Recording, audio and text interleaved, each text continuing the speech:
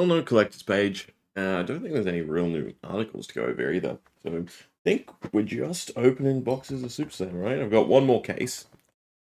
Not really hunting anything in particular except for, the higher end stuff. So hopefully we get lucky and pull something, right? I mean, I think the only other Majestic I'm missing is the headpiece for the Olympia set. But I also think that's the one you don't run. Like, no one runs it, right? Even in Gianna, because you'd rather take Crown for the gold, an action, to go get action for Arc Lightning. Or Betsy's helm is actually, I think, the best in slot. So yeah, I think we're just cracking boxes to see what we find. I mean, we can talk about the pull rates of the cards, right? Because I think super rares are still just dropping, which, to be expected. They're basically candy when it comes to the set. But, it puts some stuff in perspective. Gem back as well, and, the idea of whether or not we want to see super rares continued. I personally would very much like to see super rares continued across the set. Let me dig out packs. Alright. I do want the box still, so I can put the cards in. And once again, my desk is cluttered. Oh, it's a horrible cycle. Clean it up, set comes out, and then it's back to this. Hey, Luca. Alright. Lucky first pack. Nothing on the front.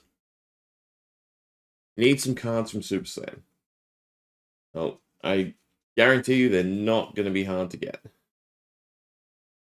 Smash with a big rock. As our first super rare, right? Well, super rare. God, do I want to put res aside? I don't think I want to put res aside at this point. I don't even know if I want to put super res aside. I don't think I need any more super res. I don't think I know anyone who still needs super res. They are just very, very common. I mean, there you go. Right? 2 packs in, and that's 2 super rares. Not quite one every pack, but they are almost one every pack.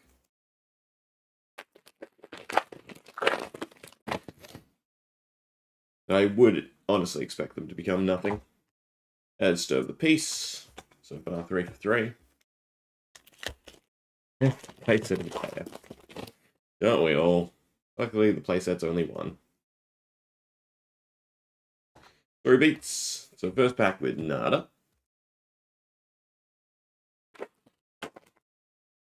So do you really count super rares if they are, basically just glorified rares as a hit? I don't know if you actually would then. But the adult heroes are wonderful to see. Good-natured brutality. A majestic, I definitely don't need more of. I should probably spread these out so we can actually keep track of the different stuff.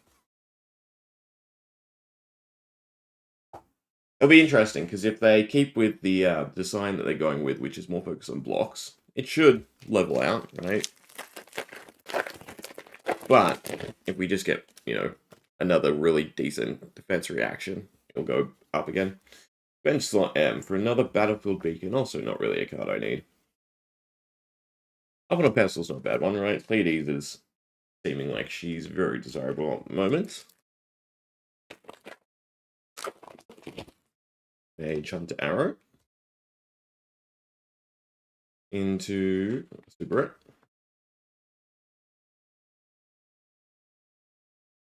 Now I've confused myself. Where did this pile come from? I think this is, my extra super rares.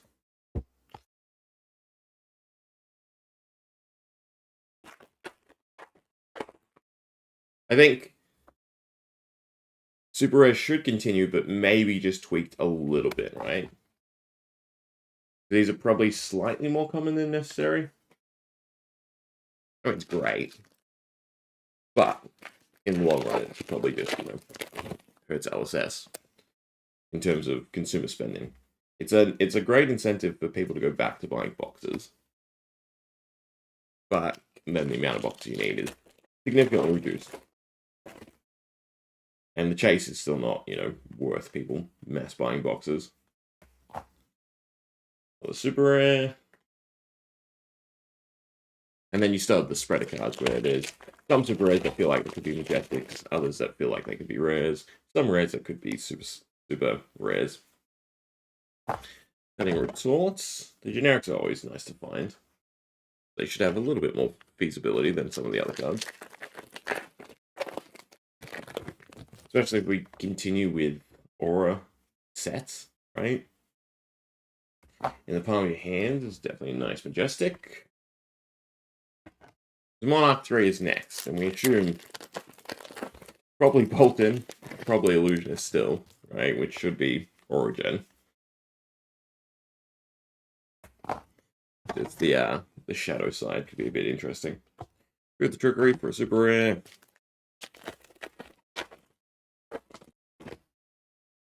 Well, not even a cold foil yet.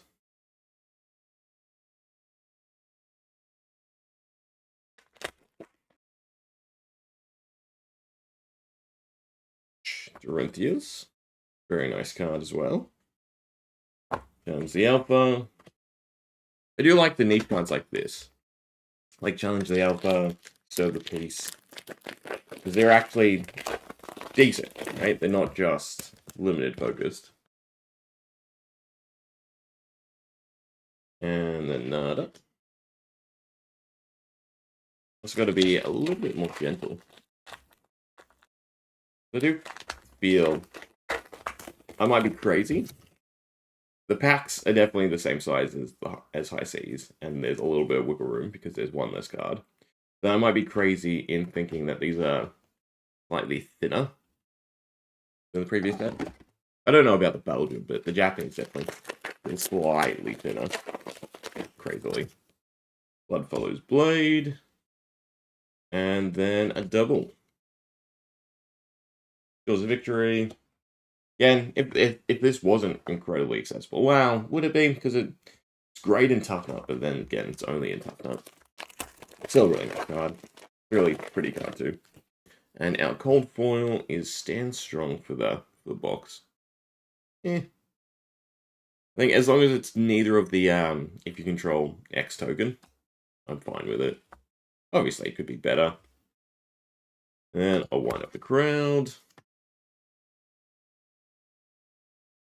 Since we know we have the cold foil, get a bit greedy with it. I have 4 packs that I stole from a different box. I'm holding to frame. I can't remember if that box has cold foil. Well, that's definitely not cold foil. But it is a 2 steps ahead. I mean, I'm pretty sure we'll find it now, right? And even the higher rarities are nice and easy to fetch. Bench slots. Nada. And token sheets. I do also miss the big tokens, right? Because none in this. So, what was it? Toughness and confidence. You can only get a proper full-size card from the Pleiades Armory deck or as promos, right? Which is kind of interesting. And then Goliath. Escalate Order's not bad either. But yeah, there we go. Box 1, cold foil, and then a whole bunch of other stuff, which is all you really want to see. Just scrap the rubbish before I make an utter mess. I mean, super rare wise, it should be like, I think on average it's 12, but then highs are 14, and then sometimes you get like 10. 2, 3, 4, 5, 6, 7, 8, 9, 10, 11, 12, 13, 14, 15, 16. That's a 16 super rare box. That's pretty crazy, right? 16 super rares, 4 inset majestics, 5 expansion slot majestics, and then 1 cold foil. So yeah, even between the just the majestics, they're basically the same, just flipped, right? You get more expansion than the normal inset majestics now, but you still get the same amount as High Seas, maybe on average a little bit more even. But then super rares are just basically 1 every 2 packs, if not close to 1 every, like 1.5 or something. So, give it a month or so and they'll be probably worthless, unfortunately. But yeah, I think if they kept this model and just tweaked it a little bit and found a sweet spot, it'd be really good. there still needs to be some element of chase. And again, community's not great at adopting high rarity as that chase. There's no real disparity between the foils of any card and the normal version. I mean, super rare wise, right?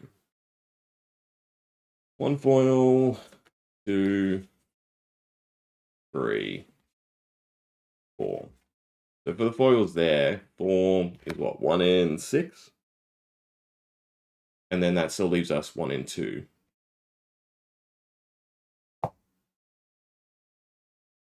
Which I think I put them as 1 in 3, 1 in 4. Either way. Very, very common. Alright, cracked bubble to start. Into. Oh, nada.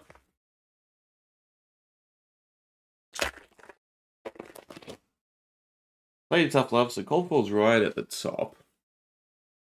And again, one of the ones I don't really want to see because the effect, I don't like it. Right? I mean, Pleiades, get toughness that easy? It's probably never worth it. Even in, you know, Project Klloo, Silver Age, whatever it ends up being, I don't think it's strong enough, even, you know, with a little bit of extra block. These are definitely really nice for Project Klloo, Silver Age. And Jones the Alpha as a super rare.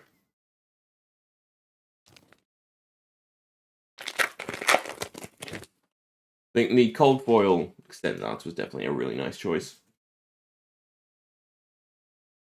And they are definitely parrying. The nice thing about them is, of course, that people, you know, need 3 copies of them rather than the equipment where some of them you barely need 1. Stuff nuts into a big bully.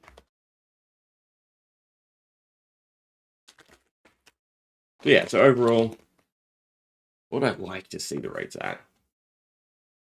I think super rares are fine, right? They're more of a limited element. I mean, obviously, there's still lots to see played there. But I think the Majestics are the thing that probably need a little bit of tweaking. Because they're all still fairly cheap as well, right? There's no real standout Majestic currently. That could also be because there's no, you know, really, really strong generic. I mean, you have Overcrowded, if that was a Majestic. There's a little bit of thought there that, you know, kind of might be pricey. But then again, in that sense, good that's all. Like, if Shelter came out and Shelter was a super rare, wouldn't that be a lot nicer? Oh. It's not Majestic. Followed by a Bully Tactics. What else would you like to see? Well, I have both the gauntlets, so I guess a Warmongers. Super rare. Although the brute gauntlets are going up and up, aren't they? I think that's the case. Name the beastly behavior. The Revere/Reviled limited interactions are a little bit worse than the other ones. They are still useful. Just going back to then a different issue of sideboard slots, right? And if we get more diverse cards like that, I suppose it then becomes, you know, a skill thing, right? Knowing what your local meta is like to take X specific interaction.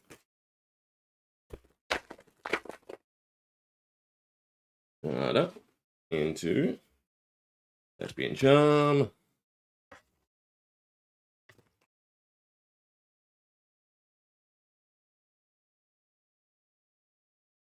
Boys, nice to see the adult heroes. I think they're like 1 every 4 packs or so. It's probably the most meaningful change, and hopefully stays. Who blinks first? I think an interesting one. What if there's any rationale to when it leaves the arena permanent? If it wasn't so costly, I could see some use in the non-Pleiades heroes to speed up your Auras of Suspense / get them onto a better timing. But as it stands, it's probably, 3 costs not worth it. Oh, backspin thrust. I think that's probably the prettiest cold foil, right, EA? At least to me. Oh, that's a comment. Truth trickery. Yeah, so at the end of this, we're just going to have a huge stack of super red. Probably don't need to be pulling them out. Parched Terrain. Also an interesting card. I mean, life gain is going a little bit rampant. And Notable Tails. What's that one? That's the Tower's Final Crush. Bait token. Probably keep them aside. They're kind of rarish. More rarish in the sense that, it's just an annoying thing to get a hold on if you want to play Take the Bait. Speaking of which, Take the Bait. I wonder if that's apparent. If a box has a Take a Bait, it has a bait token.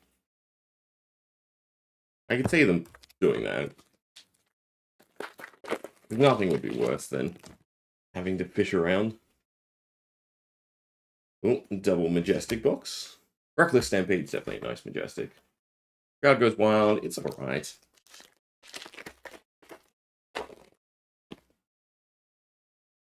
We would like Superstar in that for Pleiades, just having a free swing of balls. Kind of cool.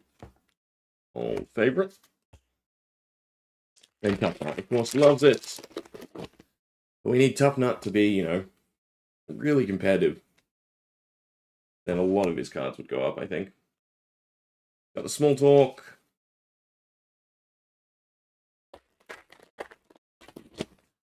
Adaptive Mold. Another Beat. And last pack for this box at least.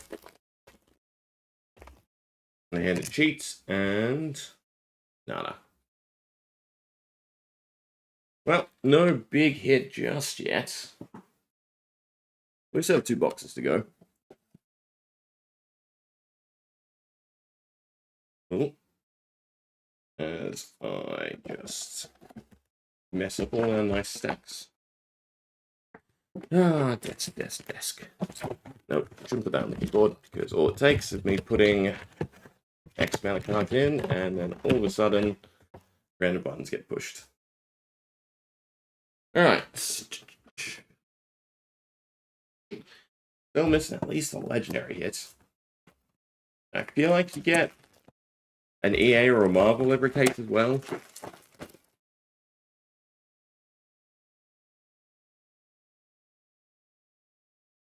I suppose if I get another Marvel for the golden set, I'm sort of obligated to go and complete it.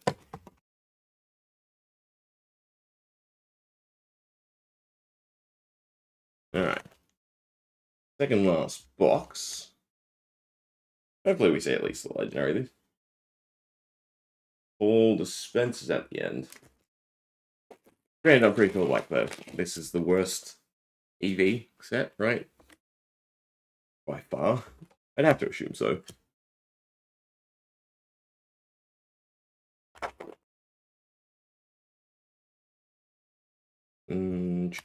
Steel Victory. Definitely a nice block.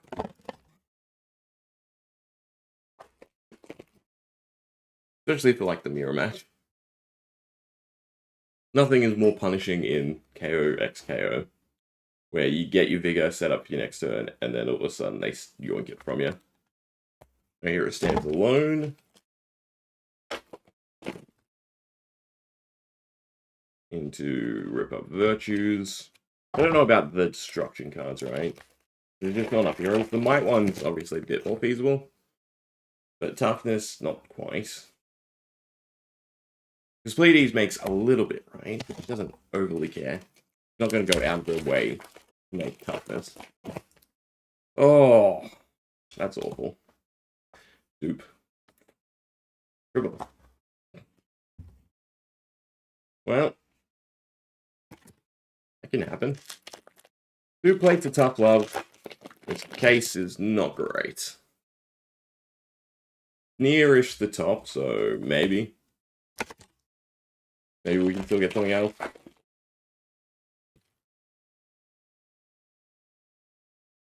Victory.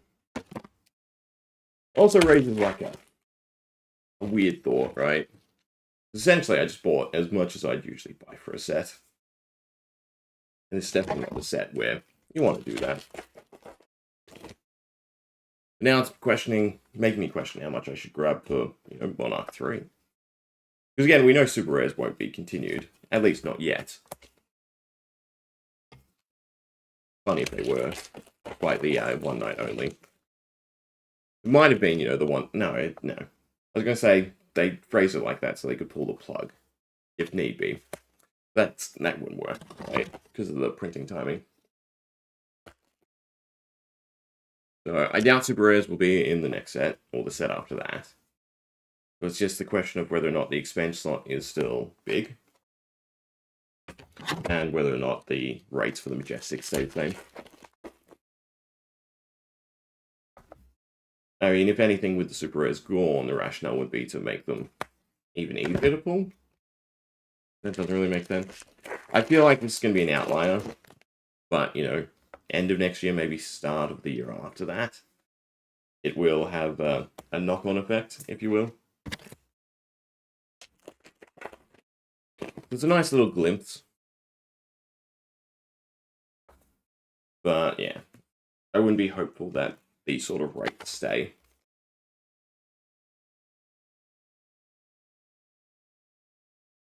Well, looks like this box is probably going to be a nothing. I'll take the bait, so now we need to see if we get a bait token, right?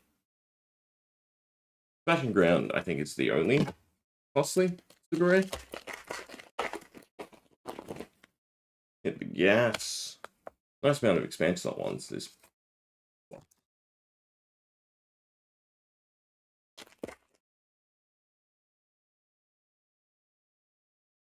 And then 2 S's. Actually, I think I needed more copies of Sinnoh. I need 4 big super rare for the little cube I made for Smash Palace. It's definitely something I'll do for sets going forward. Smash Palace is a lot of fun if you haven't checked it out. The event deck is really worth it. 2 steps ahead. Oh, 3 packs left.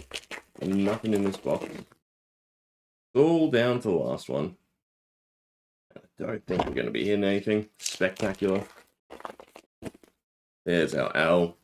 But it's just a rainbow foil diplomacy. Which is still fine. I need it more than New Horizon or Flick Knives. I'm saying that because I got 2 copies of Flick Knives from this already. And nada. Question is, will there be anything a little bit more decent? Okay. Marvel. God forbid, the Fable. Fable would be fantastic.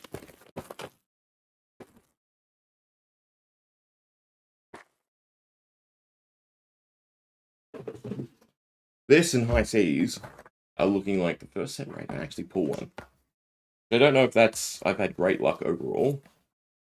Or now I'm missing out. High Seas looks ridiculous. I think I did the 40 boxes. I think I did more than 40 boxes. Right? And that's the speculated. Tables 1 in 40. But no riches. So, I very much like to see an authority in here.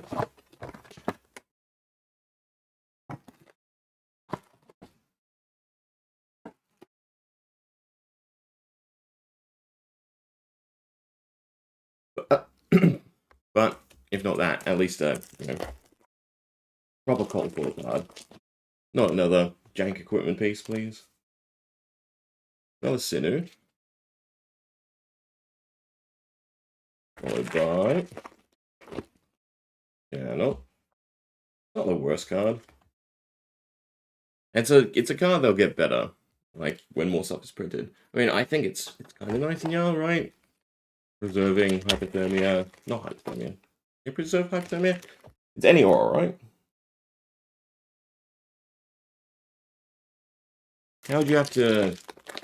There'd be some way to preserve hypothermia with it, but preserving channel definitely really nice. Ladies, tame. Tame's not bad. For my first 4 cases, I could only find it in foil. And there's weird clumping like that with some of the super rares it feels. Where you just get big batches of foils. Because the Majestics is where it's a little bit awkward. Because of the ones restricted for X other variants. Whereas it's only the charms in the super rare case, right, that don't have foils. Wobble. Nada.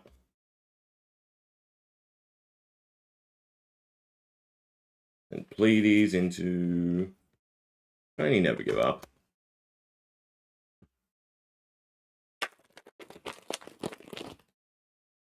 Foil Hunter. Not bad. Cool looking card. With a, very interesting effect.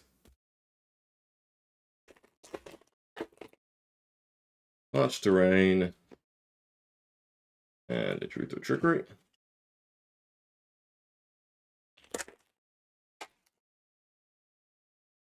And then a little bit of Nada.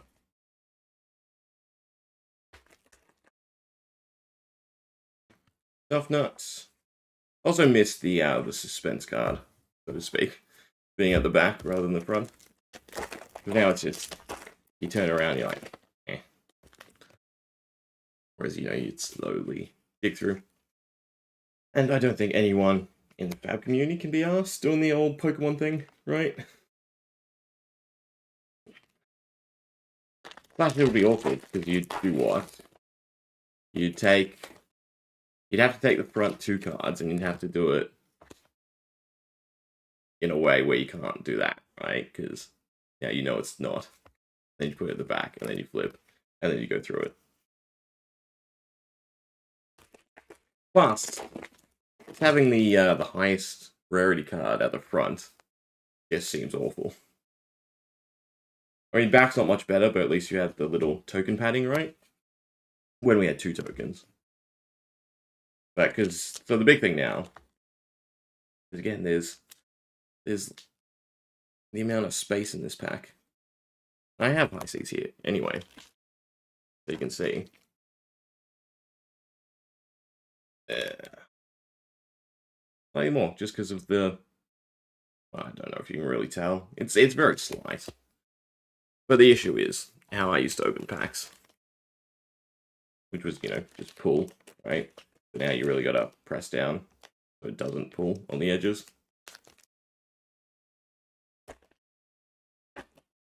Not to mention they shuffle a whole bunch. Like you can definitely shake these packs and do some damage if you wanted. Which then, transit and everything like that. You definitely notice a little bit more whiting. It's, the slight scuffing on these cards in previous sets. Escalate order. Well, we're getting to the bottom. And case is not looking like it's great. Tough Nuts. Turning Point is a super as well. No one needs it because it came in the Pleiades deck. Nada. Last 4. Light the Leaves. And Numbskull Charm. And I think Light the Leaves is the most costly expense pot card, right? Nada.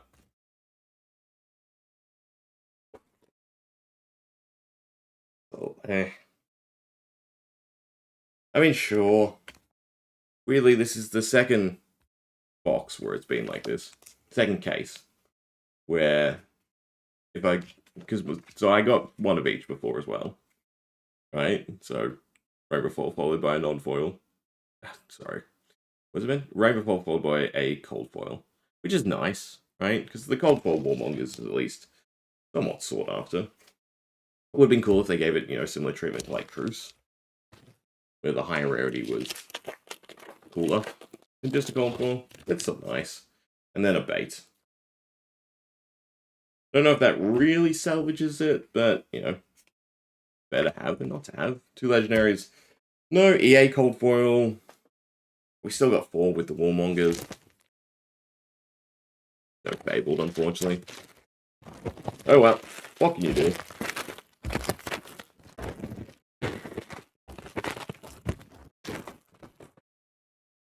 Oh god.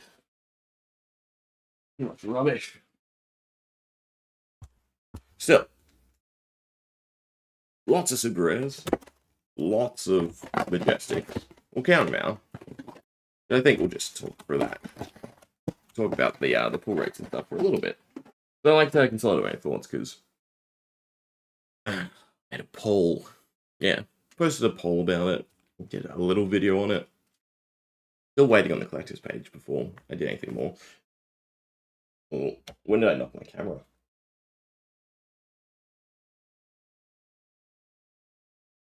I didn't knock my camera. I broke the little tripod stand. That's not great. Oh, well, that's completely gone. Leave it balanced, but that sucks. Need a new phone holder. Hopefully that was recent, right? Not like just while I was sorting stuff. Alright. 1, 2, 3, 4, 5, 6, 7, 8, 9, 10, 11, 12, 13, 14, 15, 16, 17, 18, 19, 20, 21, 22, 23, 24, 25, 26, 27, 28, 29, 30, 31, 32, 33, 34, 35, 36, 37, 38, 39, 40, 41, 42, 43, 44, 45, 46, 47, 48. So that is 1 and 2, right? That's 1 and 2 for super rares, and then an extra 1, 2, 3, 4, 5, 6, 7, 8. 8 on top of that, right? So yeah, definitely always more than 1 and 2, but you can definitely get a lot in a box as well, right? Our first box had 16 super rares in it, so super rares are kind of just glorified rares, right? Because pool size wise as well, they're basically equivalent. Let me open up the product page, right? So for Super Slam, how many rares in total were there? There's 40 rares. There's 40 rares, 40 super rares. So the problem is, because of the majestics and the super rares, right? You're getting 1 point a little bit of rares. So they're not actually that far behind, right? Obviously they're higher than 1 and 1. But then super rares themselves are almost close to 1 and 1, right? So the difference between them is very negligible. But they will probably just end up being the same, right? In terms of pricing. So you'll probably still have a standout one here or there. I think Smashing Ground and Sinu are currently, just because, KO is doing really well. But they will just fall, right? Because, yeah, the addition of super rares has basically made normal rares less common. For the limited majestics, so the 14 majestics that are just for the actual heroes in set, granted, a little leeway with the Brute and Guardian stuff. 1, 2, 3, 4, 5, 6, 7, 8, 9, 10, 11, 12. That'll be 1 and 8, right? Then that brings it under 1 and 8. And I think it's around close to 1 and 7. So at 1 and 7, beats out the previous dynamic, right? So majestics in total go down to like 1 and 4. This will probably be under that. But for a previous set like High Seas, the limited majestics were 1 in 6-ish, and then the expansion slot were 1 in 13-ish, right? With rounding. So, we sort of thought they'd just be flipped, but they're not, right? The actual limited majestics are still quite common. And then the expansion slot. 1, 2, 3, 4, 5, 6, 7, 8, 9, 10, 11, 12. So that's the same. 13, 14, 15, 16, 17, 18, 19, 20, 21. Not quite 1 in 4, probably about 1 in 5, 1 in 6, right? Which 1 in 6 was the declared, take out the rainbow foils, you add in, sorry, you take out the legendaries and the equipment, cold foils, etc. And you put in the rainbow foils, right? So, yeah, it's probably close to 1 in 4, right? Especially if we include like the Warmonger's diplomacy and everything. Then 1 in 7, 1 in 7, 1 in 5 would make it. God, I'm not going to do the rounding. 2 points something in 7, which then bring it down to it'd be about 1 in 3.5. So overall, Majestics being 1 in 3.5 would still make them more common than previous sets. So yeah, Super Slam is definitely the lowest we've seen pull rates. Right? Beating out even Welcome Rathe and Arcane Horizon, because even though their pull rates weren't, phenomenal, right? They're just in track with every other set except Outsiders. They just had a very small pool that made it a lot easier to open. The Legendaries,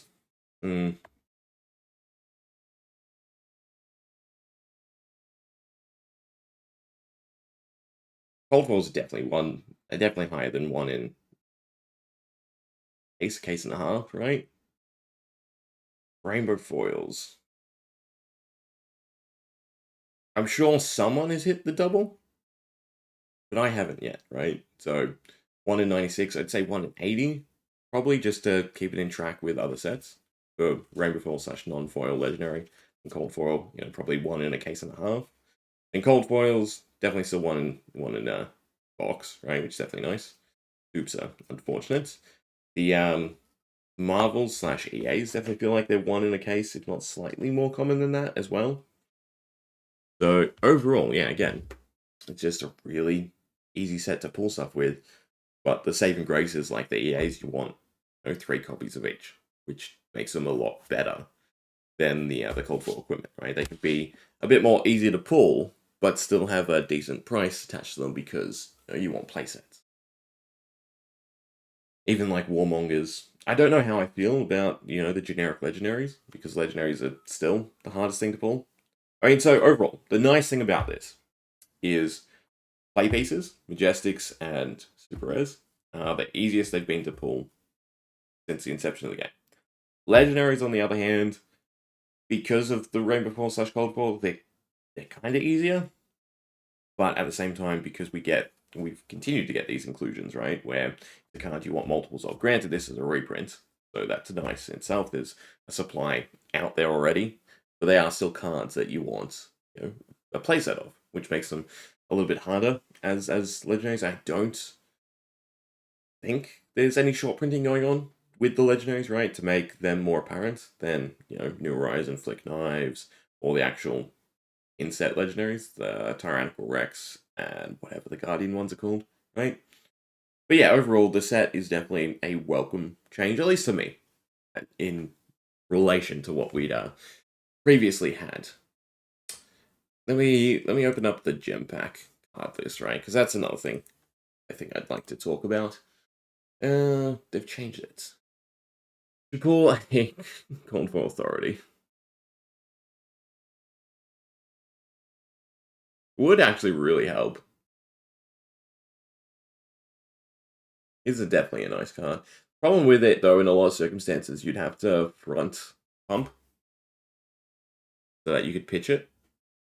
But yes, it would be nice to have. Are you just saying these are the first 2 sets, this and High Seas, that I haven't actually pulled a Fabled? I think I spent all my luck on the first edition through Arknight Shard.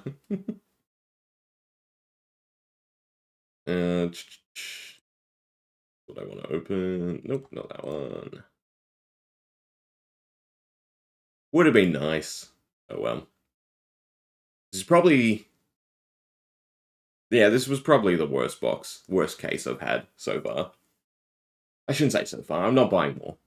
As much as I want to be greedy and buy more, I'm not going to buy more. I'm just going to patiently wait for the next set, put all like the spare change away for that instead. I don't need more Super Slam, I don't need Majestics or Super Rares at all, and they're not worth opening an extra supply of. Everything from the set seems plentiful, at least according to the sales groups. I mean, yeah, they definitely are. Yeah. It was what? It was... I think I was pretty on with the rates, right? Using this as like a fact-checking box. So, Inset Majestic being about 1 in 7. The expansion slot being, at least 1 in 3.5, if not 1 in 3. And then the super rares themselves definitely being less than 1 in 2. That'd be funny if they were identical. They can't be identical to rares, but they can be very close to rares, right? Because rares you guaranteed want a box. Then the other, a lot of the time now, becomes a majestic or a super rare. Pitch it either to your blue effects. No, you can't think like that though. That means you're. I'm happy to contemplate a card synergizing with something on board, but I'm not gonna. You don't plan around. As much as I do for all the shenanigans stuff, you can't plan around drawing a bull effect that costs and the Fable gem. At least not until the late game. But yes, that would be the nicest situation. Anyway, products, gem pack. Right, because this is what I want to talk about. Gem pack 2. Well, the lists are up, even if they're not here. Advanced search. Do I have to go through the page? I probably have to go through the page. That's annoying. This is Gem Pack 2. Is it under articles? Yeah, there we go. Gem Pack 3 card list. There we go. No idea why it's not actually in there now, because this is the old card vault, and this is the new card vault. Still, the list is here, so we can go through it. But in terms of hits, right, there is seemingly a lot of bloat in this. Whereas if we were to count it out, right, and you've got the nice reprint cards, you've got what? 1, 2, 3, 4, 5, 6, 7, 8, 9, 10, 11, 12, 13, 14, 15, 16, 17, 18, right? The the Looter Hold and Loot the Arsenal are really nice. Why do I talk after counting? Sorry. 1, 2, 3, 4, 10. No, these are 5s. 9, 14, 18. 18 for Gem Pack 3 versus 1, 2. Do we count Nimblism because it's alt art? We won't. 2, 3, 4, 5, 6, 7, 8, 9, 10, 11, 12, 13, 14, 15, 16, 17, 18, 19, 20, 21, 22, 23, 24, 25, 26. I'm counting the allies because you've got the Marvel variants, right? So yeah, so there's 26 to 18 cards, essentially, that are from the set and therefore have already a normal and a Rainbow Foil variants, and then this chucks on those 2 extra variants, a non-foil and then the better version. Though I don't know, the EAs don't come as non-foil, right? Is that right? No, they do. They come as both. Yeah.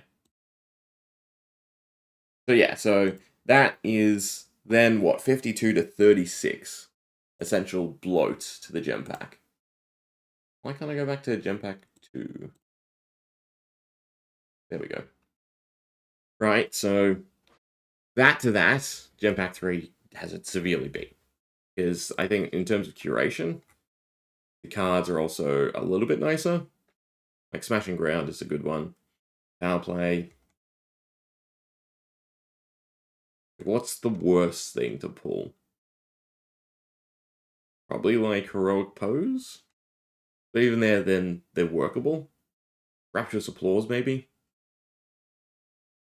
I don't know. I don't chase much bling except with my full gem pack for this green. Yeah, so I should probably say the crux of what we're trying to think about and discuss here. So the idea is, do we need so many variants of shitty cards, so to speak, right? Or do we just need non-foil and then the highest foil, right? I mean, I would assume there's probably some people that do want EA non-foils for their decks, right? Because they look cool, right? So in that sense, the only card variant that doesn't matter in terms of these cards is the Rainbow Foil variant. Now, that would screw up Limited a little bit, right? But then again, the Rainbow Foil pool is not extensive, so maybe it doesn't matter. So essentially, if in a set, they use the gem pack as a way just to deliver meaningful copies, and they cut out the bloat in a set, right? Especially for like the super rares. So, like the charms, they don't come as Rainbow Foil in the set because they have. It was still extended art for the promo. Either way, they have a promo. So for cards like Steel Victory, Wind Up the Crowd, A Good Clean Fight, right? If they only came as non-foil in the set, so they're nice and accessible, but then you had the bling version, right? Because even in this regard, the normal variants, people don't care. They either want the non-foil extended art or the rainbow foil extended art, right? So even as super rares, even though they're already devalued by the amount you can pull, they're even more worthless, right? Worth noting that there's a slight mechanic for having 3 different versions for CC deck construction. It helps track cycles. Yeah, that is a good thought as well.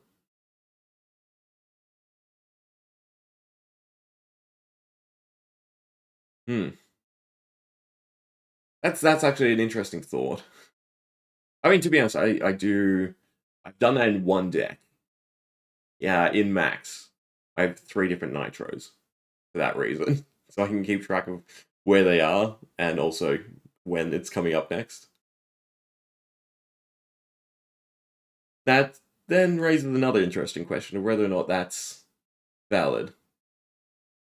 But yeah, so that's reasonable. But then, in that sense, you only need 3 variants. Basically, what I'm saying is the rainbow foils in set, because they're already meaningless, no one gives a shit, most likely, about them. They could probably be pruned. And then, essentially, it would even everything out in terms of pull rates, right? So, for instance, a good clean fight. You have 4 copies that you can pull. Charms, you have 1 copy that you can pull, right? So that's a little bit iffy. It's why the charms have been hard to find for some people, especially as, the weeks go on. Because you'll have 4 good clean fights to some degree to 1 charm, so to speak, right?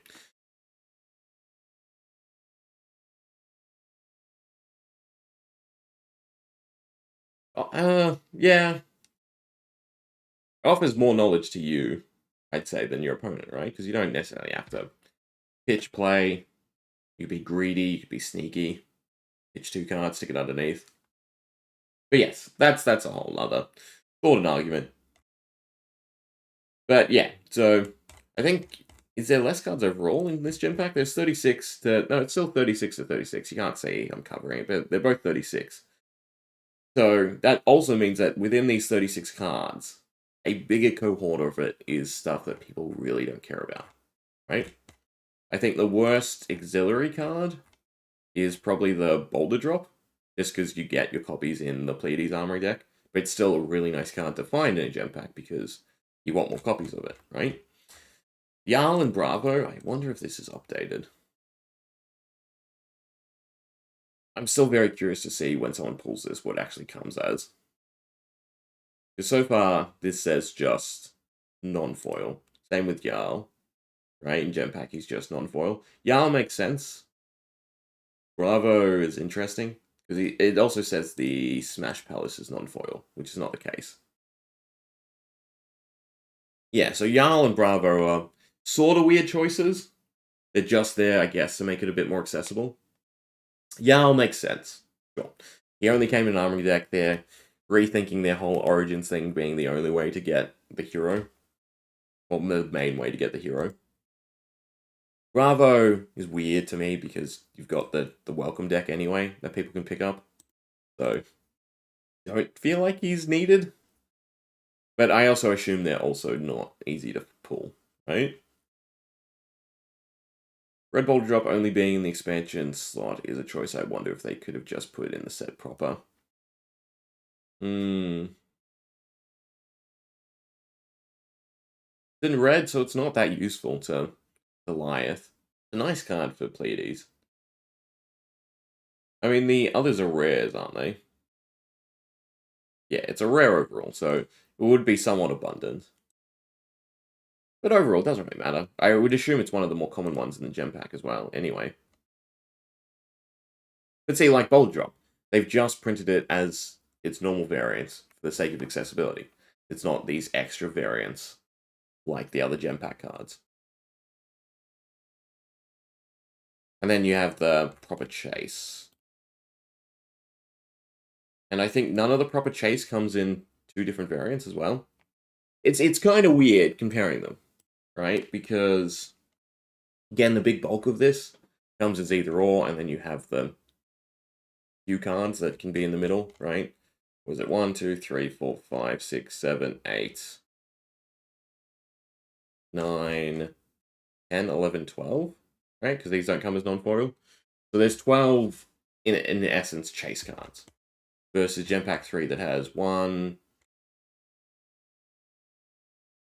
2, 3, 4, 5, 6, 7, 8, 9, 10, 11, 12, 13, 14, 15, maybe 16, 17, right? Do we get pull rates from gem packs from LSS, or is it just community math? Community math. Yeah. Just community math.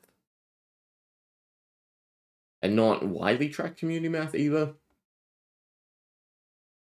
But yeah, so overall, Gem Pack 3 is definitely curated a lot better than the previous Gem Packs. Because I think that was a big issue for a lot of people too, was by the end of the season, right, the Gem Packs are meaningless. Because I remember people selling them straight away as soon as they got them from, like, the Hunted for a reasonable amount too, for more than they should be. And then both Gem Pack 1 and Gem Pack 2, again, have so much bloat of just cards from the set that people don't care about. They're definitely useful, definitely, playing decks, but you don't have to go out of your way. Whereas for the Fast and Furious, you will. For Loot the Holds, you probably will. In contrast to, like, I've already lost Gem Pack 2. When did I close it? Oh, here it is. For Gem Pack 2, where, again, for the allies, you don't care because you have the Marvel variant, right? So we don't need the extended art, except for, again, like you were saying, if you want to track your copies. But, like, Heave-Ho, Avast G, you get plenty of them. Whereas these are actually meaningful because they were only in the Armory deck, right? Loot the Hold and Loot the Arsenal. So it's really nice to see them. And have a chase variant. And then, along with that, have... No, they do have both chase variants, which is nice, right? Yeah. So to me, these variants are meaningful. More meaningful, at least, than, again, just copious bloat. I think the overall big thing, then, is, what continues from this set? From Gem Pack into the next Gem Pack? I mean, the Gem Pack, I assume, will just continue with this trend, right? And I'd be amiss if they don't just cycle through the different armory decks, different auxiliary products, and hit the extra copies of things.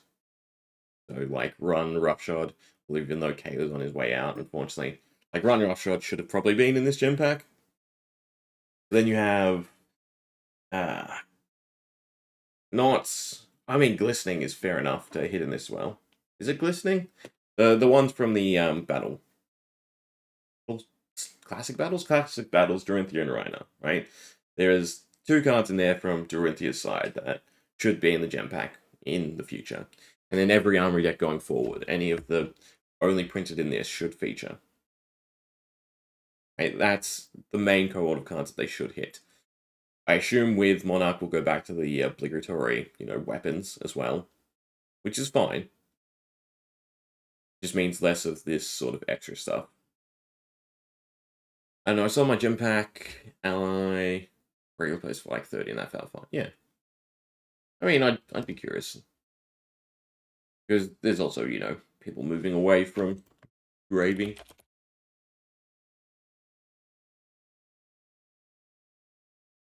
But even by the end of it, I ended up with a lot of chumps too. There we are. Oh no, there you go. The Gem Pack's still something. $20 US, right? Classic battles. I'm pretty sure there's that. Yeah, glistening steel blade, and then there's also a majestic from it. Run through, right? Which is not super costly, but it's still something worth sticking in the gem pack. And there's those random cards from a whole bunch of the different products, right? Even from was it the Terra Aurora Blitz decks? What were they called? First Strike?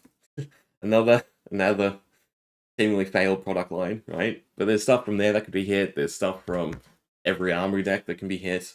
And overall, that makes a better core basis than, again, just fancy versions of cards that are not super exciting, right? Again, some of them are cool.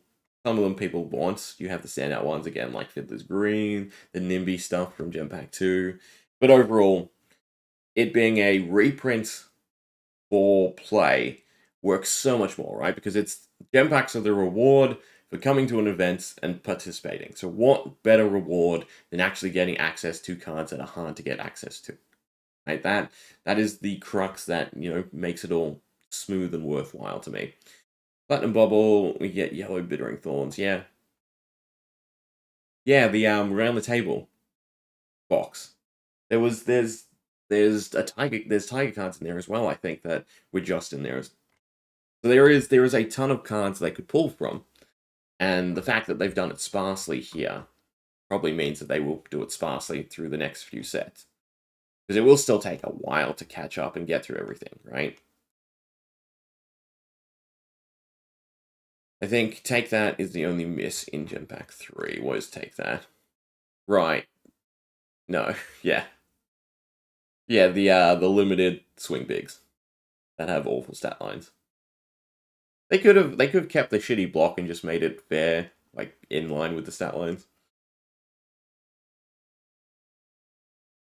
But overall, even this could probably be pruned down a little bit. And then in the set, you could have a Rainbow Foil extended art version, right? Because the big things to sort of address and fix from here, right? We have pull rates thanks to Super Slam. This yeah, it's legible enough, right? So Super Slam fixed pull rates, right? Which is great. Problem is, even though the community seems very, very positive to it, it won't happen for another like 2 to 3 sets, right? Because that's the production cycle. We already know that super rares are a one night only thing, as per the description. So highly, highly doubtful that they appear in the next set. But given the community response to them, I would assume that they do come back. So probably 2027 is when we might see them, or the last set of next year. We might see them come back, and again, pull rates be similar to Super Slam. For the actual inset cards, we have the EA cold foils, right? And they are a welcome change because they axe the Rainbow Foil variants of Majestics, which is fantastic, right? So that deletes this, which is great because we don't need both. And they're now the chase element. And people like them a little bit more because they're EA and they're cold foils, which is definitely nice, right? But I would kind of like to see it done through all the rarities, rare included, right? Because that's the bloat that we currently have with the gem pack. So even if it wasn't done to rares, done to the super rares, or when they return or something like that, right? It'd definitely be nice. In terms of Project Blue / Silver Age, yeah, super rares because they can do it one of two ways. They have the option to just say you can only have one copy of a super rare, or you can't use super rares at all, or super rares make up the bulk of the ban list, right? Something like that would be great. But not just that, super rares could also be used to address the difference. How to put it? The generic issue, right? Where instead of a generic being a majestic, if generics were predominantly super rares, so that there was always X amount more copies of them to a majestic, right? That'd be great. Because Overcrowded's not that great of an example. Shelter from the Storm, that's the easiest one, right? If Shelter from the Storm was printed to the same extent as this. So imagine in the Hunted, it was, instead of short printed, it was the opposite of short printed. I don't know what you'd call that, right? And there was just 2 copies of it to every other Majestic. That would be great, right? It wouldn't be excessive because everyone wants 3 and everyone, or almost every deck wants Shelter, right? So super rares could be a great way to handle generics.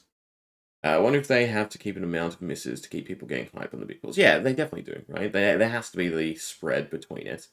But the issue with that as well is I don't necessarily know if they're just general misses, right? The only way LSS have to really create a miss is the stat line. They can make it a very abysmal stat line. But there's always going to be, this is usable in this setting and a lot better in this setting, right? Because that's the other thing. Although their playtesting seems to be getting a lot better, I still doubt that they fully go through everything in the way that they necessarily probably should, right? So in that sense, I think that even some of the minor cards, just with certain interactions and certain other crossover cards through other sets that we've had previously, are probably a lot better than, LSS might put them down as, right? That sort of makes sense. Shelter should have been a block and not a D-Rack. Yeah, that as well. But that's another thing that the last 2 sets sort of seem, which is a higher emphasis on blocking cards. I was going to miss the C. Over D-Reacts. Which is great. Right? That's a welcome change. D-React should probably be sparse, right? And it should be blocks with ambush, and then D-Reacts, if that makes sense. Because ambush is a really good mechanic that they really should have kept building on. Yeah, playtesting for them is super hard. I fully admit that, especially with the expansion slot, especially with, again, the cards that do leak into other decks. And there's probably shenanigans with the suspense auras, right, in every other Guardian that they probably didn't do anything about. And then for the gem pack, right, that's the last sort of thing. I would personally like a little bit stronger curation, but again, this is still a greater step over gem pack 2, and I assume gem pack 4 will be even better than that, right? Also, anecdotal evidence goes playtesting sometimes goes very poorly because you play test against new cards, decks, and aren't good. Yes. Yeah. Then, right? Wasn't that the main crux of the Zen testing? They did try him. He was too strong, but they didn't realize how strong he was because they didn't test him against everything. But again, they're still. I still think they'd still be classified as an indie company, right? Because on the business side of things, they're not large. They're still a small company. These areas take time to develop and everything like that, which is great. So overall, Super Slam has brought a lot of welcome changes, and overall, hopefully, it's a track that continues. Right? If Gem Pack 4 is similar to this, right? A few inset cards and then a whole bunch of needed other cards, that'd be great. Because in the block to it, I assume we see at least one more armory deck aside from the 2 at the end of the year, right? So we'll have the Rhino armory deck, we'll have the Arachne armory deck, both of which will most likely feature cards. We already know they feature cards and won't be in a set. So to have the gem pack then have versions of those cards would be great. Only problem I have is if they just forego previous cards, and it's basically, it becomes a thought of, we want Boulder Drop because Guardian just got the limelight, right? So Boulder Drop is something that's definitely warranted straight away. But it's also a new card. So even though there's like the Kasai spec, the Duranthia spec, touching on Glistening or whatever it was, I think it was Yellow Run Through, something like that, right? Is not necessarily correct because they're not decks that are currently in the limelight, right? So it's hard for them to rationalize this should be in the gem pack because this deck is going to hit the meta and a lot of people are going to want this card, right? Because if you think about everything that's in this, it's either Guardian or Brute, right? It's either been promised or it's for a top competitive deck, right? I don't know about Clan Press, but Backup Protocol, definitely, right? So Backup Protocol, the Loots, Fast and Furious, right? They're all decks that have seen a lot of play recently. cards that are desired by the community. So that's the type of curation that I expect going forward. When I, for just the sake of getting it done, I'd rather see a first in, first out sort of principle, right? Where they just comb through every product they've released to date and they hit all those cards, right? They also did a lot of Zen Tiger testing as opposed to Bonds testing. Yeah, they might end up doing a non-limited reprint set again, right? They've done it before. Yeah, it's just the problem is with a non-limited set, unless they hard fix pull rates and people buying boxes for the sake of buying boxes, cutting out limited, especially a season like this, is definitely a big issue. Like, they could have done it with Mastery Pack Guardian, but then again, that would have really sucked, tanked it. Or it would have been a whole different set if it wasn't designed around Crack Shuffle play. Maybe that would have been for better, but when it comes to a main set, I can't see them getting rid of any of them and having that block of the seasons with gem packs and everything else they've established. So it'd have to be another small set like Mastery Pack Guardian. And maybe that's how the Mastery sets should be utilized, right? They should just be reprint sets rather than a Crack Shuffle play limited set. Maybe the only reason for Mastery Pack Guardian was Smash Palace. And so with that out of the way, it's fine. But then again, I'd also like to see more Smash Palaces, right? Amos, though, when did the gem packs get locked in? Well, this is the first set of gem packs, right? And I cannot see them cutting them. But that said, we don't know anything about next year yet. We have the 6th anniversary stream. I think it's it's either this Monday or next Monday. That'll be great. Hopefully there's a roadmap. Although I can also see them just holding off, and the roadmap will be the at Worlds as per usual. But Smash Palace itself didn't really need to be Smash Palace. Like, if it was just the event deck, yeah, it'd be a hard sell. Yeah, buy this event deck for UPF rather than a rulebook, tokens, packs, right? Can't think to rationalize, but yeah, auxiliary product wise, just a supplemental set would be great because we've talked about this before. The expansion slot helps, but it doesn't do what a supplemental set does, right? Expansion slot, the way it currently is only Majestics, right? High value cards, so to speak, rather than the little intricate building blocks for any given deck that a supplemental set did offer. So I would like to see supplemental sets returned, right? And maybe it goes, normal set, supplemental set, normal set, armory block, normal set, mastery pack set, something like that, right? Or even just normal sets, supplemental, normal set, mastery pack, normal set. Because there's definitely rationale for the mastery. Because at this point, even if they did 3, 4 hero sets, no, that's not right. 3 class sets, right? It means that they are missing a block of classes, and that's where the mastery pack comes into play as a way to support X class that hasn't been seen for, a year and a half to 2 years. So yeah, hopefully, overall, this is just the buildings of that, right? We have better pull rates, we have better curation in these types of products, we have more focus on card accessibility, which, again, they've been saying it's coming, and for a lot of people, it's hard to rationalize the development cycle side of things, right? And the fact that, we're 2 to 3 sets ahead, so to speak, in terms of what LSS have locked in and what they can actually deliver us, right? So when they said at the start of the year this was coming, they knew it, we didn't know, right? And we just had to take their word, and it's a great sign. I think more people will go back to then taking LSS's word, because I think that was sort of the divide, because we were happy to do so for the first few years, first few sets, and then, it's kind of been a bit of an issue here and there, right? The Monarch debacle, and then a few other things, right? But this is definitely a great sign. Again, I can't see them banking on it, so I can't see even the Majestic full rates being apparent in Monarch 3 or whatever the first set is for the next year, right? That anything good that's come about from Super Saiyan will probably only come in effect near the end of the next year, but then it might be a regular occurrence, right? The gem packs, a little bit easier, a little bit curation. I have no idea when they'd stick it into printing. Maybe it was printed along with the set. Maybe it's printed with an armory deck block. Don't know. Right? So, duration for this, I can definitely see continued. Definitely like it to continue hitting auxiliary products and cards we're missing, right? To again increase accessibility. Maybe move away from the focus on just meta decks. But then again, meta decks are the driving point anyway, so I guess that's hard. But there is fun inclusions in this as well, like the Rock Old Art. That's a fun inclusion. But yeah.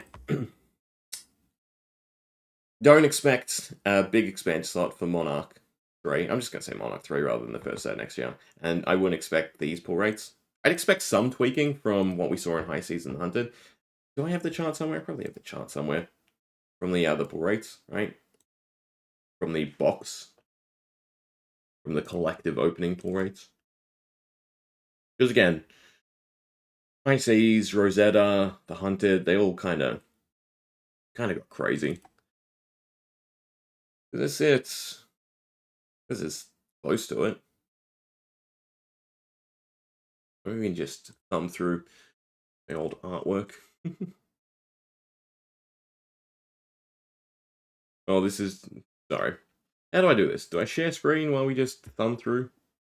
I suppose there's no harm in it. Problem is... How do I do this neatly? I assume it's this one. That doesn't apparently work.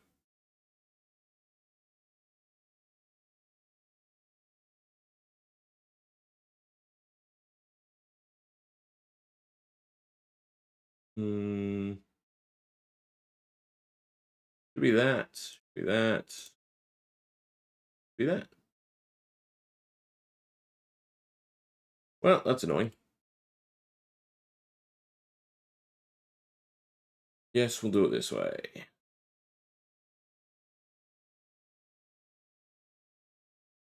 Yeah, that's fine. Some of them might end up being cut off.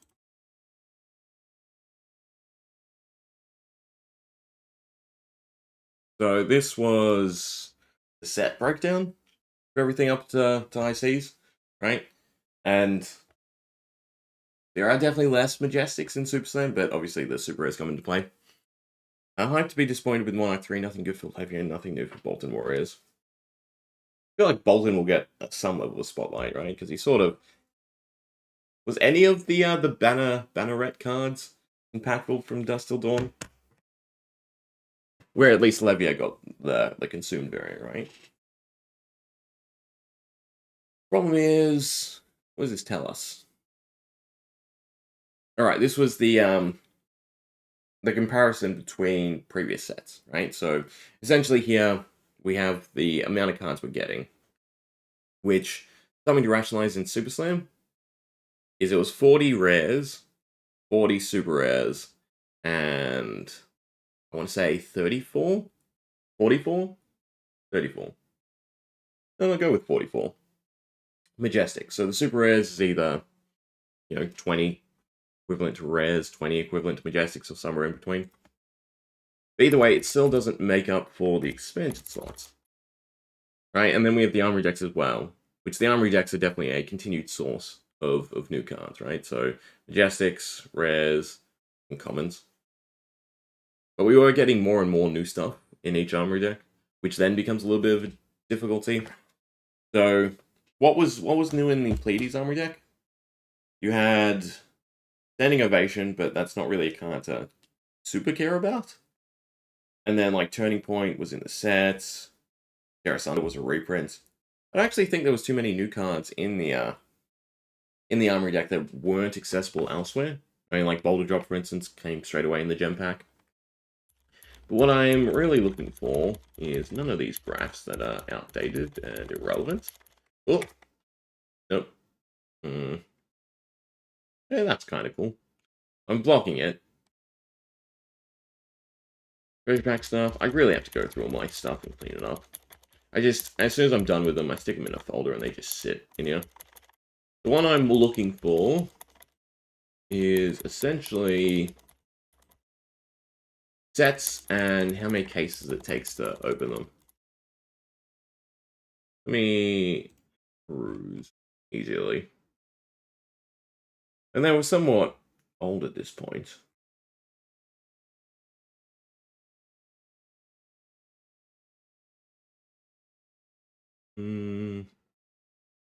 Or I should probably stick the stuff I care about in a folder.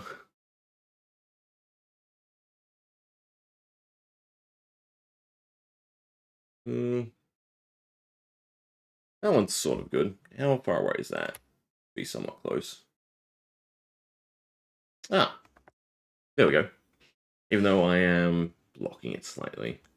See if I can zoom it a little bit. You know what I can do? I can do it this way. Cool. Oh, 45 is the lowest it zooms. Fine. I will mess with my stuff.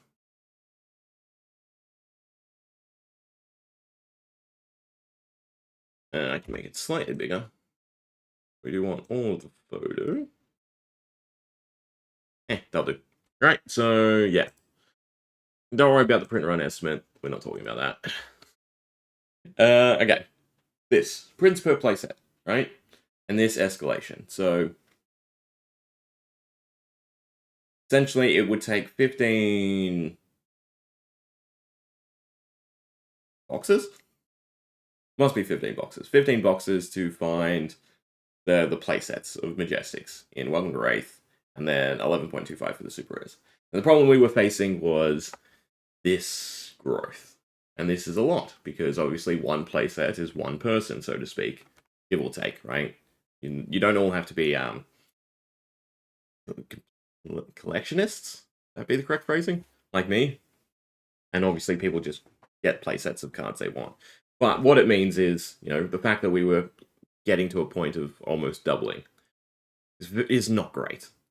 And the fact of the matter is, even though I don't have it, because I haven't written it up yet, because the collector's page isn't out yet for the Super Slam, but Super Slam is actually below Welcome to Rathe and Arcane Rising, right? It's actually less.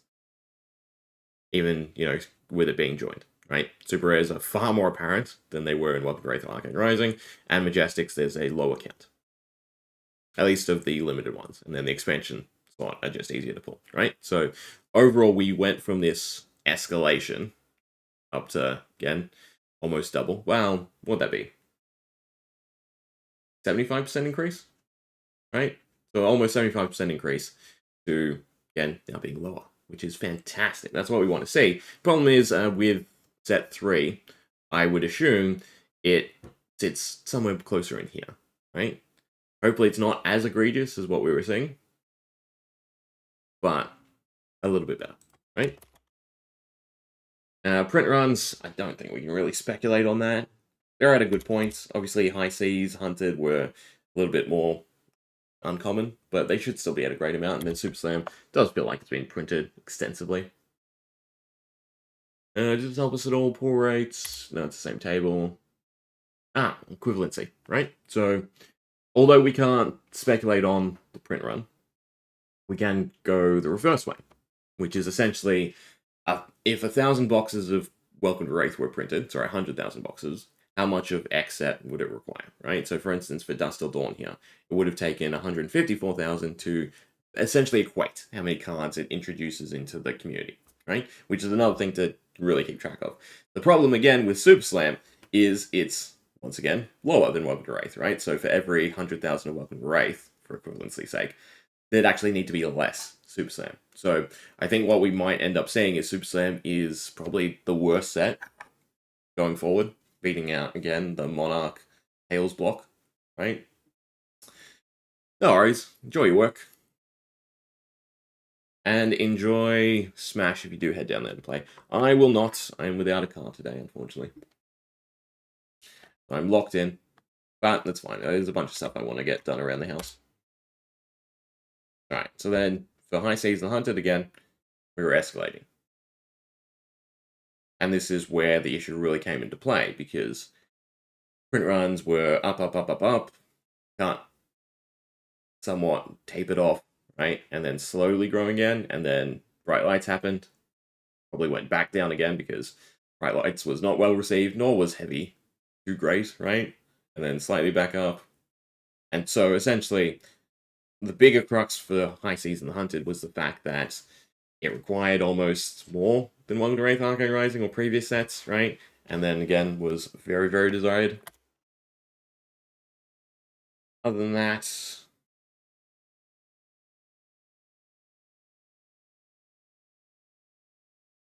I don't think we need to get that in depth with the numbers. That's about Project Klloo. I think I never actually did this. I was meant to do the valuation.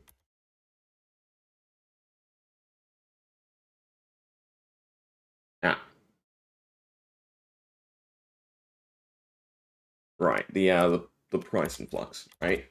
But again, this is about pull rates and specificness, so to speak, right? So, Welcome to Rathe Arcane Rising, Legendary. There was 5, right? That's the pull size versus the actual pull rate, 1 in 96. I really wish we had the collector's page, because that'd be fantastic to just go right into after explaining all this, but we'll do it with our head, what we think the pull rates are, right? But 10 Majestics and 1 in 12. So for instance, to rationalize this, right? There are 14 Majestics in Super Slam for the actual set. And the pull rate seems to be about 1 in 7, right? So it'll be 14 times 7, for comparison's sake. Right? So 14 by 7 would be 98 versus, did I do that right?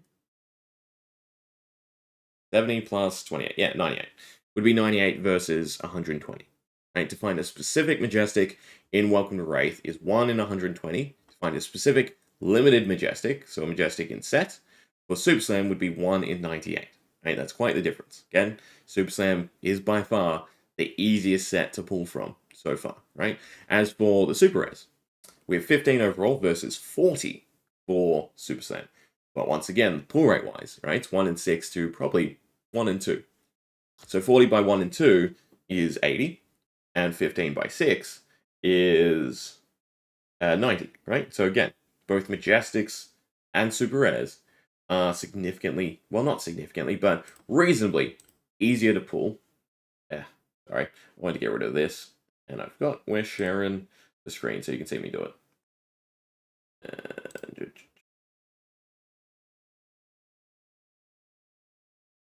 Right? So, yeah. And then pricing wise, even though we've seen an increase from whatever the boxes are, although Super Saiyan, again, because of the amount, is a bit more reasonable. Once again, Flesh and Blood has never really hit its recommended retail pricing, except for Monarch, if you count that, right? And its egregiousness. But overall, products have routinely sat below what LSS advertises to stores what you can sell this for. So, yeah, overall, Super Slam is just significantly easier to pull. There's significantly more of it than the Hunted or High Seas, so overall, things will definitely drop and drop and drop, right? And then even in relation to, Majestics from, do I have more recent sets? No. I guess we can do Monarch, right? So 31 and 1 in 4. So when we transitioned over to no super rares, even though it was crew first, but we'll go with Monarch, right? So 31 by 4. That still puts a Majestic, a specific Majestic, as 1 in 124, right? Which is, then, higher than Welcome to Rathe or Arcane Rising, which was sort of the problem, because this number kept going up and up and up and up, right? Versus Super Slam, that now, again, comfortably sits under both of the first initial sets for Flesh and Blood, which is fantastic, right? To some extent. Again, you got to work out how the community respects the chase variants and the rainbow foils, because rainbow foils are still, sparse. They're still harder to pull than anything else.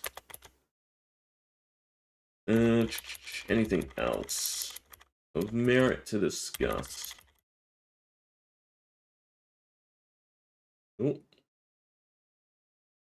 I was just speculating about Master Pack Guardian. That's not needed. What we would like to have seen in Master Pack Guardian.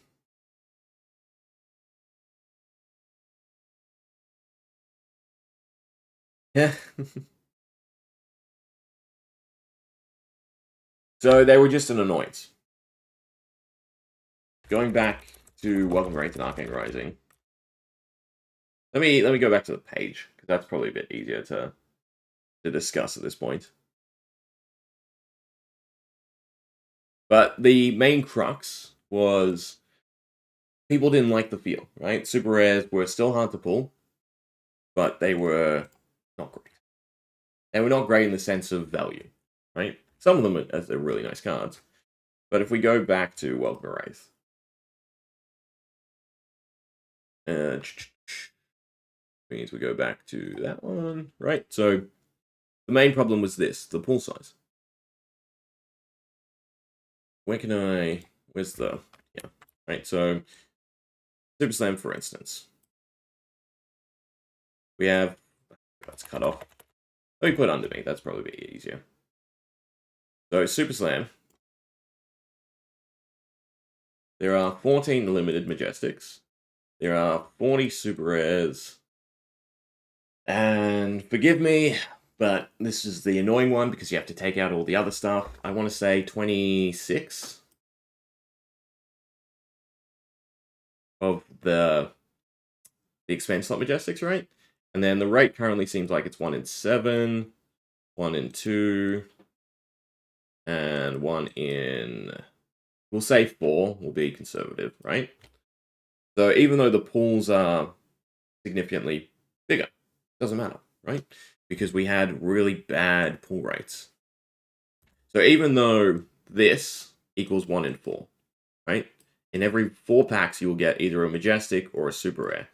The problem was the Super Rares felt really bad to hit in that scenario, right? Because there's some really bad stuff, even though there's some good stuff. So it was, in all honesty, just a poor relationship between the power level of the cards, the ball size of the cards, and how often you hit the cards, right? Overall, you know, getting a Majestic 1 in 12 packs, getting a Rainfall, if it was still the same 1 in 18, is not great, right? Getting 3 Majestics overall, not great. Even when there was just 4 heroes to contend with, it wasn't great, because, you know, it means every box is essentially one playset of 1 Majestic for the community, right? So for you personally, you'd need, you know, a few cases worth just to feasibly play 1 hero. And I really enjoyed opening them in Super Slam. Made otherwise shitty packs feel like at least I got something. Yeah. Alright, as this could have been a Majestic type thing. Yeah. It was directly a feels bad moment where you saw a super rare and you would rather have a Majestic. Right? There was still, again, some good standout super rares. But it's just what happens when, you know, the pool's so small. Because overall, the set size, not drastically smaller, but it is smaller than what we see with current sets. So the fact that we have these better rates, right, even though, again, we have the more expensive card pool. So if you know, stuck them together, the Majestics, there'd be 40 Majestics, right, overall, at about 1 in, like, 3.5, so to speak. I think this should actually be 1 in 5, right? But yeah, so 40 at 1 in 3 versus 10 at 1 in 12, you don't care. Because again, this is 1 in 120 versus 1 in 120. But you feel better most of the time because even though to find a specific one is still the same, you're still hitting something. And the fact that you hit something that you can then trade into what you want is more significant, right? With Welcome to Rathe Arcane Rising, you hit a Majestic, and maybe it's something worth something else, maybe it's not. Maybe it's just something that is, but there's just not enough in the community anyway to trade into it, right? It's why the history packs were drastically needed for the first initial sets. So we're hitting more. Specific cards are equal or slightly less, but now at least you have something to trade into what you want, right? So even if you get something bad, you're still happier because you get something that's worth something else. Does that make sense? So that's the rationale for super rares, right? They were seen as just imposing on Majestics rather than being something else. And they didn't really add a lot of value anyway to limited and Welcome to Rathe or anything like that. Again, it was great, but you're most likely building your deck off of your rares and commons more so than banking on the one card you might get, right? And then for, again, Super Slam, even though, what's the set size? 276, right? So there's 50 more cards in Super Slam. And those 50 more cards are predominantly your super rares and your Majestics. Right? a little bit increased to the commons as well. But again, you get something versus not getting anything, and then something you do get being a hit or a miss. So overall, it works out a lot better. And having talked about super rares a decent chunk, the worst thing I see as well is that rationale being conveyed. People don't want super rares back because their number one argument is it detracts from Majestics. And that, to me, was always a dumb way to look at it. I mean, it was understandable, because again, you had 1 in 12 and 1 in 6 that then form the basis for our 1 in 4 Majestics. Let me write that down. Our 1 in 4 Majestics, though, then became 1 in 6 and 1 in 12-ish for our expansion slot and our normal Majestics. Since then, we've gotten, what's it now? 1 in 5, 1 in 7, so basically stayed the same. This is a welcome change, right? Again, even though the pool's changed. Also, I'm cutting off the 1 in 7. And then, again, exclusive of this, we've had super rares returned, right? And that's what I hope will appease a lot of people. That the fact it's regardless, right? It's not, this has gone way up so that we can get super rares back. Its super rares are independent of what we had, right? Which should hopefully break the mentality that a lot of people shared from the earlier sets, which was if we got super rares back, they would detract from Majestics, and that would feel crap, right?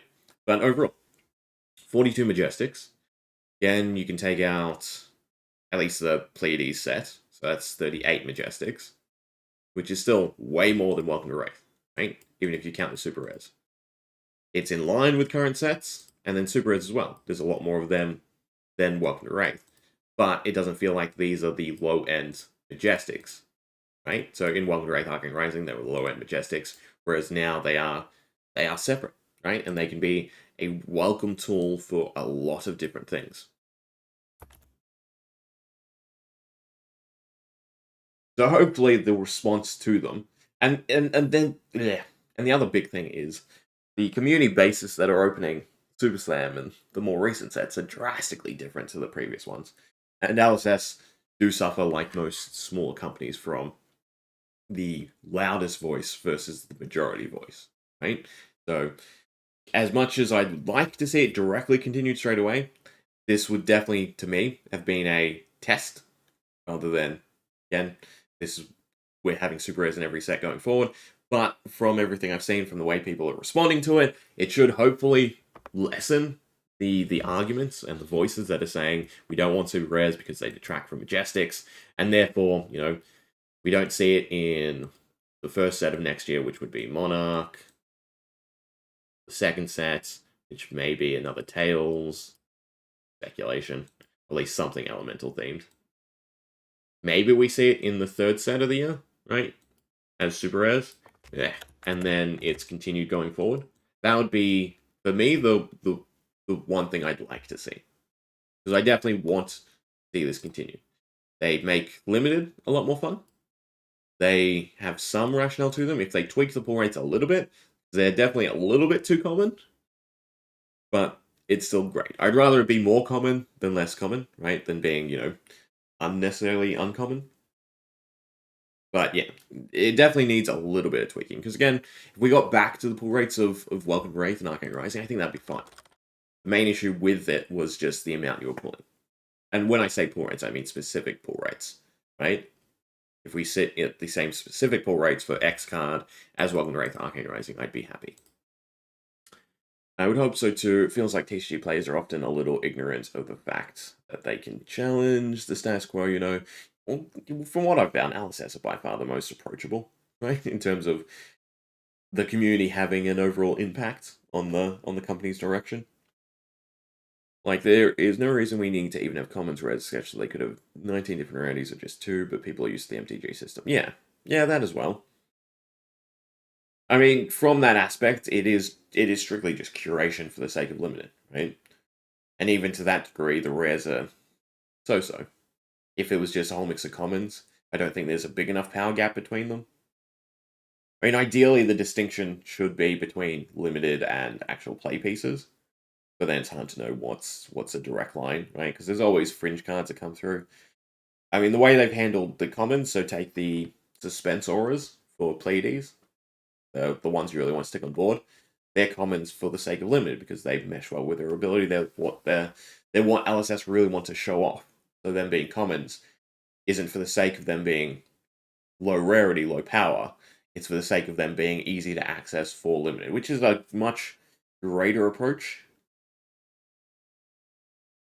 Whereas from recollection, MTG was strictly just the power level of cards, no? You did have standout cards in those slots, but it was majorly just the Majestic is because it's Majestic power. Mythic. Ha! Oh, that's really nice to happen. For so long, and I've seen so many other people do it too, right? Where you go to say Mythic for Flesh and Blood rather than Majestic. I just said Majestic instead of Mythic for MTG. So suck on that. You know, I'm broken free of Hasbro. So yeah, overall, definitely nice to see. The expense slot, I would love to see continued at this hefty amount, although in reality, it's not as hefty as what we may think, right? Because, again, if we go to Super Slam, is this ordered correctly? I assume this is ordered correctly. The last page. It's what? This doesn't actually feature on the expense slot, so it's not actually... Does it say anywhere? I think it was 31 cards, right, for the expense slot? But it's not. It's... that's -5, so that's 26 already. And then you still have short prints like the golden set. And the other 2 legendaries. So it's closer to 20-ish, right, for the expansion slot.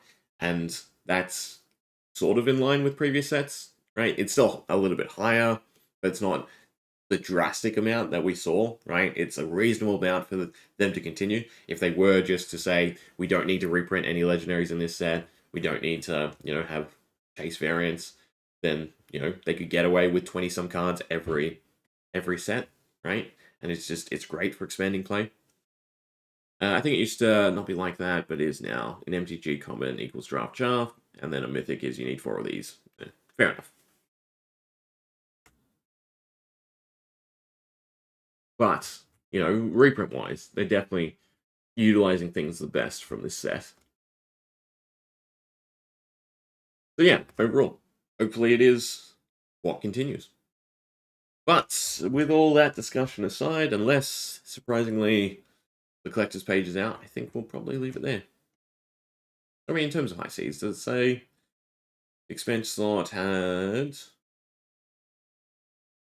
I like dark mode, but I'm so not used to this being dark mode. I don't think they said the expense slot.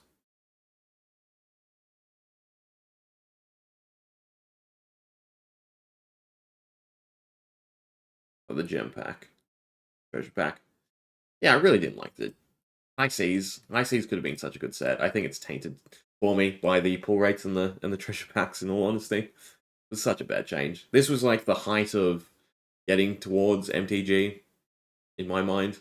And then this was a good return to what LSS were aiming for, right? In their ideals and their different statements that they've released over the years in terms of what they want this to feel like, right? So, welcome change. Hopefully this is what continues. Hopefully we see treasure packs and that as novelty stuff, but they shouldn't detract from the boxes, right? Either way, the news about 6th anniversary, maybe a roadmap coming out soon enough. I assume it's just the world tour. Doesn't mention the I can't remember if it's this Monday or next Monday. Either way, there's a big event in terms of press coverage coming out soon enough, which will be nice. And then of course you have the world stuff anyway, right? And at Worlds we'll definitely get a roadmap and a keynote speech, if not. When I first started playing, I thought Fab's rates and distribution were very reasonable. We're quite happy. They got worse for like 5 sets. Yeah, again, overall it was just getting worse and worse and worse. Again, can I remember? I think Welcome to Rathe was 3.75 cases per playset, right? From a community perspective. So for every person who wants a full playset, it would take 3.75. And then I think high seas, the worst it got to, was at least greater than 6 from memory, which is a drastic change, right? Because not only that, you have prices also increasing. So yeah. And then this Super Slam, I think, is around 2.5 or something like that. So that is great. I'd be happy if it gets back to this number. It doesn't have to sit at 2.5, but never this. Never this again, right? That's just awful. I mean, this, along with the high chase cards, is unfortunately why I think Master Set Madness gave it up. Which sucks, because aside from the Pleiades, I think, Super Slam for him would have been the most reasonable set so far to crack and complete a Master Set of, unfortunately. Maybe the EAs would have given him trouble. Pleiades definitely would have given him trouble. But, yeah. Close to this, close to like 3, even. Doesn't have to be this easy, but not High Seas, not The Hunted, not Rosetta. I think Miss Vale was up there as well, like 5-ish. So yeah, glad it is getting better. Hopefully it stays, right? Hopefully, again, for the next set, we see Majestics probably drop around to 1 and 3 overall, is what I'd like to see, rather than 1 and 4. That makes a lot of difference, right? Especially if the count size is still pretty high. But we'll leave it there for today. Yeah. Unfortunately, nothing in our case. Well, unless you count 2 Warmongers, I suppose. Yeah. And yeah, a little bit of discussion. So, anyone hanging around or watching posts, thanks as always. Other than that, enjoy your pro quest. I said pro tour. Enjoy your pro quest season, right? If you're going to events, hopefully you win. Get yourself a ticket, and I suppose we should say it as a PSA for anyone who is listening and is doing, right? If you win a invite, you can technically register, but you shouldn't, because you may be penalized, right? You are not meant to be able to compete in multiple events if you win yourself a Pro Tour invitation. So essentially, if you win your Pro Quest, then you'll be registered in Gem as having done so, but there is currently nothing for this season that will prevent you from competing in other events. But the main thought is LSS will be scrutinizing you, and yeah, if you do it, it's your fault, not the store's.